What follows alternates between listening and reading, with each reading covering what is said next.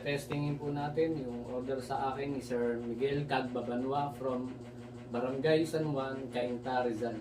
So yun guys, nakaset po itong 5 piso igib sa 5 piso, 10 sa 20 pesos.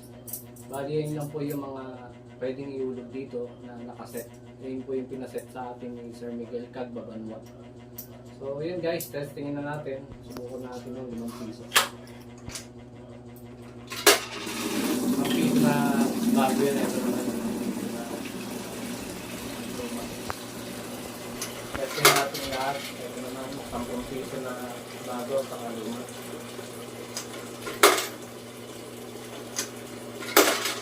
And then yung last 20 pesos.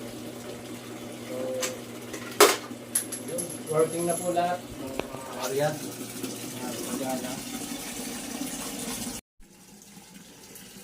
So yun guys, ito yung water controller niya na nagpapa-stop dito sa bendo machine.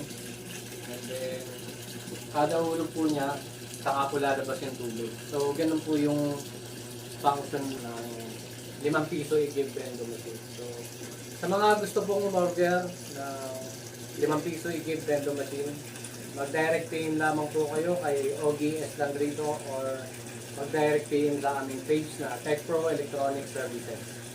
So, yun lamang po. Ayan, hintayin po natin mapuno. Bali, sobra po yung inulog natin. Bali, nasa owner na po kung magkano nila isi-setup ang kanilang bendo machine. Kung magkano per balde. So, start na po natin.